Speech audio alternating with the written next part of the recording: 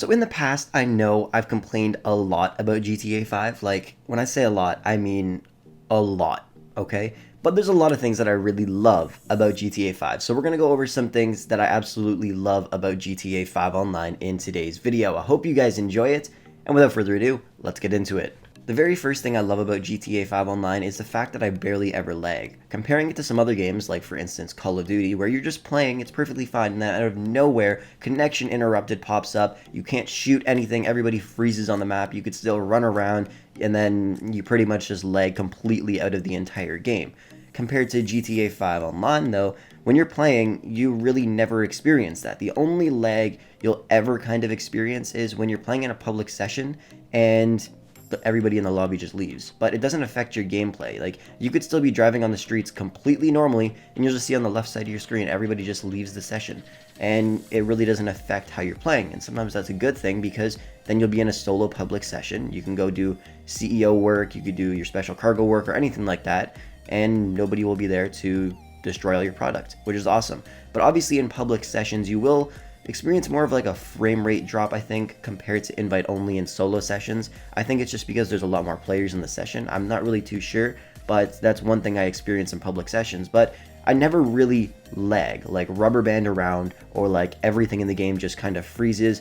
It's just that one time thing of everybody just leaves, and I could still be driving at a nice calm pace. It's very crisp, smooth gameplay. So that's one thing I really love about GTA. The next thing I love is that it's generally a fun game, and it's been out for years now, and if you don't play every day or even every week, when you do hop on every once in a while, it's really fun, especially if you hop on with your friends and you guys are a little bit lit. You just have a good time, because you can pretty much do whatever you want. If you guys want to go up into a cargo plane, open the back door, and drive your cars out of the back like Fast and Furious in the Ruiner 2000s, then parachute down onto the top of Mount Chiliad, go eat some peyote plants, become an animal, and then go and torture pedestrians, that's really fun. And that's just one thing that you could do in this game. Of course, there's literally millions of other things that you could do and come up with in GTA 5 in free mode, in missions, in the heists, in literally anything. And it's just generally fun to play. And it becomes even more fun when you're playing in story mode on PC with a mod menu. I'm going to go over that in another video, because there's a lot I have to say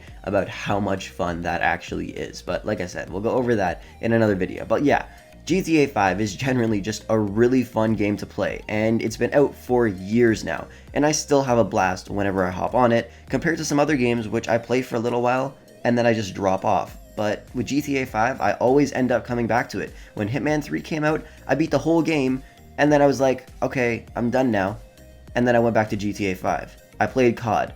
I got to like Prestige 7, and obviously there were no more Prestiges in the game, and I was kind of getting bored of it. Then I went on GTA 5, and I was still having a blast. It's just one of those games that you'll always end up coming back to, and you'll still have fun on it, because there's still tons of new content that comes out, tons of different stuff you could do, and it's even better when there's double money on certain adversary modes or races, because then you guys can go and get a full lobby in those events, and just have fun and play them, because if they're not double money, most of the time people won't play them. So I guess it's just kind of fun. I don't know. I really just enjoy playing the game. A lot, and I bet a lot of you guys do as well. If you want skins and V-Bucks in Fortnite, want to become max level in Call of Duty, need money in GTA 5, or anything else for a ton of other games, check out Digizani down below in the description and get 10% off your order by using code Frolickz at checkout. This next one I especially love as somebody who loves cars, okay? So when I think about cars, I go into GTA 5 and I think of a car, and then I realize it's in the game. Practically any car you can think of is in GTA 5 Online. Obviously not some of the newer ones, but when you think of any car, you want a BMW M3, it's in the game. You want a Lamborghini, which one? There's like 7 of them. You want a Bugatti, there's like 4 of them. There's literally every car you can think of in GTA 5. If you want a McLaren, there's one of those. Hopefully they add some more, like the Speedtail I was talking about in a previous video, but there's just tons of cars in this game, which I absolutely love, and every time a new vehicle comes out, there's more and more customizations for it. And sometimes one specific vehicle won't be in the game, but they'll make a vehicle in GTA 5 that's combined from 3 cars in real life. For instance, like the Turismo. It's based solely off of the LaFerrari, but it has small portions of that vehicle that resemble the McLaren P1, which I do like as well. So they have their own versions of custom cars in GTA 5, which is kind of cool. So when you think think about it, they pretty much just have every car you can think of in GTA 5, and as the game continues to grow, and especially when Expanded and Enhanced does come out, there's going to be more and more vehicles added every couple of months, which I honestly love, because I love cars. I do wish they would add some more upgrades to some of them, like for instance, if we could just bring some of them into Benny's, it would be really cool. But yeah, there are tons of cars in the game, and I love pretty much all of them, but like I said, if there was some more upgrades, it would be a little bit better for some of those older vehicles, because there's some of them that just don't have many customizations, and it would be fun if we can customize them like how we can customize the Elegy into the Elegy Retro Custom, if you guys get what I mean. The next thing I absolutely love about GTA 5 Online is how they haven't become like other games. And this one is something big for me. Some of you guys may not like it, but I personally really love it. And this game has been out since 2013. It's now 2021, okay? And they've pretty much kept the same base concept for how the game is. Comparing it to some other games like Call of Duty Black Ops 3. Do you guys remember that? That shit was completely pay to win, but we'll get into that in a second. But what I mean by how they haven't become like other games is they haven't added a battle pass and they haven't added a battle royale, because I guess battle royale in GTA 5 is free mode because you're just killing everybody, but it's not really battle royale. But they haven't added a battle pass and things like that, so in a way it's not really pay to win. Now back to Black Ops 3. You guys remember that game? You guys wanted to get those new guns, new melee weapons, or anything like that? Well, you're going to have to earn some of those crypto keys or whatever the hell they were called, and then you could buy supply drops and get absolutely nothing from them. Or you'll get some stuff, but it's some epic or legendary calling card that nobody cared about. And it would take you so long to get a weapon. I remember I spent hundreds of dollars on that game and I could not get any weapons. In the end though, by the time the game was over, I prestiged 17 times total because I got reset at one point. I became Master Prestige again.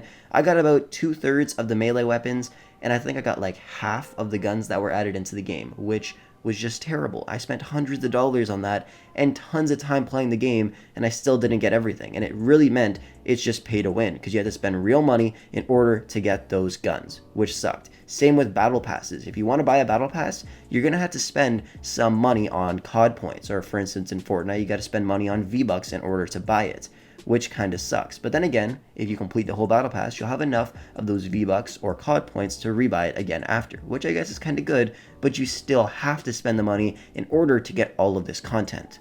And then there's GTA 5. Everything is free to everybody. Well, not free, you still have to earn money in-game to buy it, but everything is pretty much free when you think about it. You don't have to buy a battle pass, and everybody gets access to all of the content no matter what. And then you also don't have to spend money on DLCs, like Destiny. That shit was stupid. Did any of you guys buy Destiny 2? That game was absolutely terrible compared to the first Destiny, and you have to spend so much money on DLCs, which I hated. GTA 5, you don't. You just download them and have a great time, which is awesome. So props to Rockstar on that for making DLCs free in this game, because imagine if you had to spend money. Imagine it was $5 per DLC. That still wouldn't be too much money, but it would be kind of annoying, because then some people would have this content and other people wouldn't. And if you wanted to get everything in GTA 5, it wouldn't actually take that long. I made a video a little while ago telling you guys exactly how much it would cost in real money and GTA Cash to buy everything in game. It would cost right around $790 million.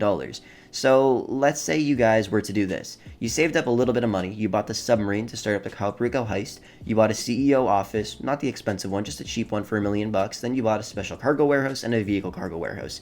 Now you can make money a lot of different ways in the game. So let's say this is what you guys do. You do the Calperico heist. On average, you'll make $1.5 to $1.7 million solo in about an hour and a half, which is not that bad. You come back into free mode. You go and get some supplies and fill up your bunker stock, which is good, and then you just gotta wait for that to fill up. Then you go to your CEO office and you source some crates. You keep doing that for a little while, and then you sell all of that off. You source some vehicles, you sell that off, and then you do some VIP or CEO work, make like $20,000, $25,000 maybe if you're lucky, every like 2 to 5 minutes, which is pretty decent. And then after like 3-4 hours go by, you have well over $2.5 million, which is awesome.